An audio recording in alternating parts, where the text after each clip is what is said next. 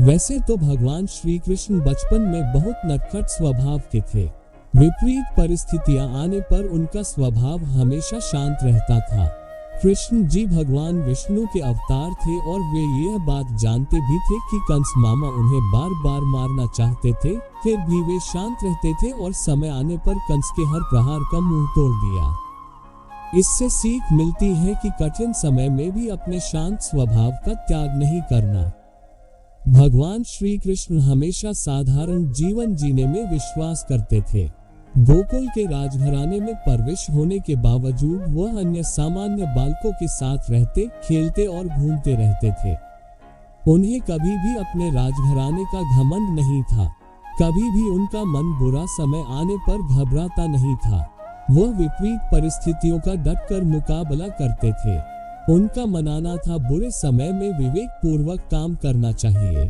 भगवान श्री कृष्ण ने कभी भी हार न मनाने का संदेश दिया था। अंत का प्रयास करते रहना चाहिए, भले ही परिणाम हमारे पक्ष में क्यों न हो। कृष्ण और सुदामा की दोस्ती को कौन नहीं जानता।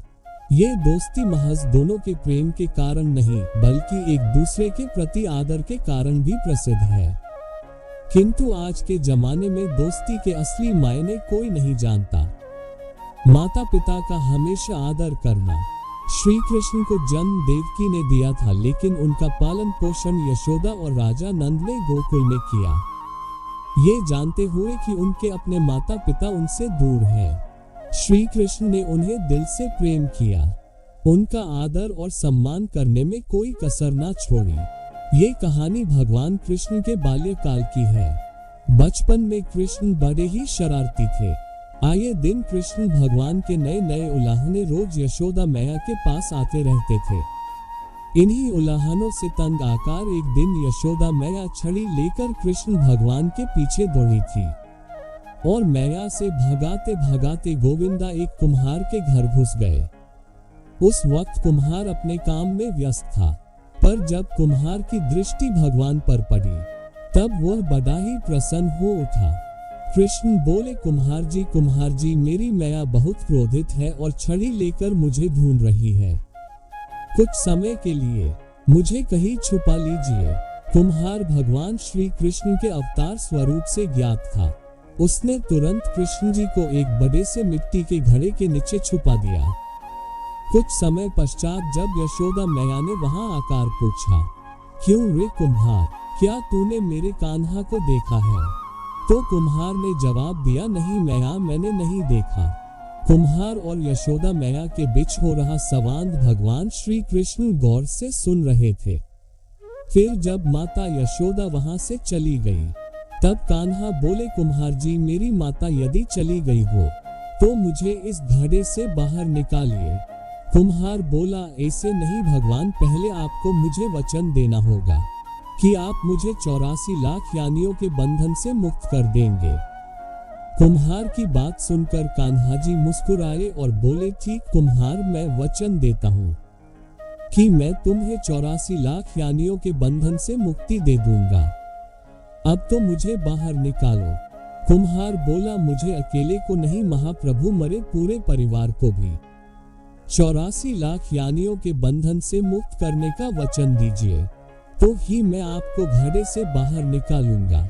इस पर कृष्ण बोले, ठीक भैया, मैं उन्हें भी 84 लाख यानियों के बंधन से मुक्त करने का वचन देता हूँ। अब तो बाहर निकाल दो। अब कुम्हार बोला, बस प्रभु जी एक विनती और है, उसे पूरा करने का वचन देते हैं तो मैं आपको घड़े से बाहर निकाल लूंगा। कृष्ण बोले, अब वह भी बता दो। कुम्हार ने कहा, हे प्रभु जी, जिस घड़े के नीचे आप छुपे हैं उस घड़े को बनाने के लिए लाई गई मिट्टी मेरे बैलों पर लाद कर लाए हैं। आप मेरे उन बैलों को भी 84 लाख यानियों के बंधन से मुक्त करने का वचन दीजिए। कृष्ण भगवान ने कुम्हार का प्राणी प्रेम देखकर उन बैलों को भी मोक्ष देने का वचन दिया। कान्हा बोले, लो तुम्हारी सभी इच्छाएं पूरी हो गई हैं, अब तो इस घड़े से मुझे बाहर निकल लो। इस बार कुम्हार बोला, अभी नहीं भगवान, बस एक अंतिम इच्छा शेष रह गई है और वह ये है कि जो भी जीव हम दोनों के बीच हुए इस संवाद को सुनेगा उसे भी आप इस जन्म और मृत्यु के चक्र से मुक्त कर देंगे। बस यह वचन भी दे दीजिए, तभी मैं आपको इस घड़े से बाहर निकालूंगा। कुम्हार की सच्ची प्रेम भावना देखकर कृष्ण भगवान अति प्रसन्न हुए और उन्होंने कुम्हार को तथास्तु कह दिया। फिर जाकर कुम्हार ने बाल कृष्ण को घड़े से बाहर निकाला। उनको साष्टांग प्रणाम करके उनके चरण धोए और वह चरण अमृत प्राशन करके अपने पूरे घर में उसका छिड़काव किया। अंत में कुम्हार प्रभु कृष्ण के गले लगकर इतना रोया कि उनमें ही विलीन हो गया। द्वापर युग में पांडव वनवासी का जीवन जी रहे थे और महाकपटी दुर्योधन हस्तिनापुर में एक राजविलासी जीवन जी रहा था। एक दिन महर्षि दुर्वासा अपने शिष्यों के साथ हस्तिनापुर अतिथि बनकर पधारे थे। दुर्योधन ने काफी अच्छे तरह से उनका आतिथ्य किया। इसी पवित्र कार्य के बीच दुर्योधन ने अपने मामा शकुनी के साथ मिलकर पांडवों को परास्त करने की एक नई योजना बनाई। जब महर्षि दुर्वासा ने कहा कि हम अब भोजन करेंगे, तब दुर्योधन बोला कि ऋषियों को भोजन करना तो एक महापुण्य का कार्य है, लेकिन महर्षि दुर्वासा मैं आपसे अनुरोध करता हूँ कि इस महापुण्य को प्राप्त करने का अवसर मैं अपने बड़े भ्राता युधिष्ठिर को देना चाहूंगा। इतना कहकर दुर्योधन ने महर्षि दुर्वासा और उनके शिष्यों को नजदीक के वन में बसे युधिष्ठिर की कुटिया में भोजन करने के लिए भेज दिया, क्योंकि वह जानता था कि दोपहर के उस समय पांडव द्रौपदी सहित खाना खा चुके होंगे और कुटिया में अन्न शेष नहीं होगा। कुछ ही समय में महर्षि दुर्वासा अपने शिष्यों के साथ पांडवों की कुटिया के सामने थे। वहां युधिष्ठिर ने उनका बड़े आदर के साथ स्वागत किया।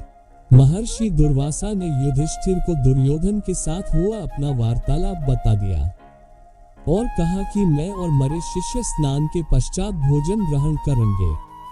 इतना कहकर वह सभी ऋषिगण स्नान करने के लिए नदी पर की गए। धर्मराज युधिष्ठिर ने यह बात तुरंत जाकर द्रौपदी को बताई। द्रौपदी ने कहा, इस वक्त तो हमारे पास कुछ भी भोजन शेष नहीं है। द्रौपदी का दिल ये सोचकर घबराने लगा, अगर ऋषियों को भोजन नहीं कराया तो उन्हें महर्षि दुर्वासा के क्रोध और शाप का पात्र बनाना पड़ेगा। उस कठिन घड़ी में द्रौपदी अपने मित्र सखा कृष्ण को याद करने लगी। उसी वक्त लीलाधर कृष्ण ने द्रौपदी की कुटिया के अंदर प्रवेश किया। उन्हें देखते ही द्रौपदी उनके पास दौड़ती हुई गई और उन्हें अभिवादन करके अपनी समस्या बताने लगी।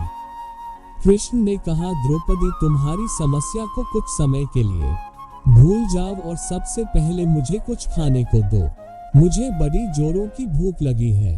तब द्रौपदी ने अक्षय पात्र लाकर कृष्ण के हाथ में दिया, साथ ही अपनी समस्या भी बताई। महर्षि दुर्वासा और उनके शिष्य कुछ देर में भोजन करने के लिए आने वाले हैं, लेकिन घर में तो जरा सा भी भोजन शेष नहीं है। द्रौपदी की बात सुनकर कृष्ण मुस्कुराए और पात्र में देखने लगे। उस पात्र में चावल का सिर्फ एक दाना बचा था। वह देखकर भगवान कृष्ण बोले, ये क्या, इसमें तो बहुत खाना बचा है। और वह चावल का वह बचा हुआ दाना उन्होंने खा लिया। इधर कृष्ण के चावल का वह दाना खाते ही उधर स्नान करके नदी से बाहर निकले महर्षि दुर्वासा और उनके शिष्यों का पेट भर गया और उन्हें डकारें आने लगी और वह युधिष्ठिर की कुटिया के ओर जाने के बजाय अपनी यात्रा के लिए प्रस्थान कर गए। इस तरह चावल के एक दाने से ही कृष्ण भगवान में ऋषियों को पेट भरकर उनके क्रोध और शाप से पांडवों की रक्षा की। सबसे अच्छा कौन? मुखिया और वो व्यक्ति दोनों कम शब्दों में बातें कर रहे थे। जब मुखिया के जाने का समय हुआ तब उन्होंने उस अलग पड़ी लकड़ी जो कि एक काला टुकड़ा बन गई थी उसे उठाया और फिर से आग में डाल दिया। ऐसा करने से वो लकड़ी फिर से जलने लगी और अपना ताप बिखरने लगी। अब मुखिया जा रहे थे। वो व्यक्ति भी मुखिया को दरवाजे तक छोड़ने गया और उनसे ये भी कहा कि मेरे घर पर पधारने के लिए आपका बहुत बहुत धन्यवाद। मुखिया ने बिना कुछ बोले ही उस व्यक्ति को एक अच्छा पाठ पढ़ाया। एक अकेले व्यक्ति का कोई अस्तित्व नहीं होता, अगर वह संगठन के साथ होता है तो वह चमकता है, किंतु संगठन से अलग होते ही वह बुझ जाता है। उस व्यक्ति को भी मुखिया की बात समझ में आ गई और वो फिर से अपने संगठन में जुड़ गया। अगर आपको हमारी वीडियो अच्छी लगी हो तो अपने दोस्तों के साथ भी शेयर कीजिए और कमेंट में जरूर बताइए कि कैसी लगी हमारी वीडियो। दोस्तों आज बस इतना ही, मिलते हैं फिर एक नए वीडियो के साथ। जय श्री कृष्ण।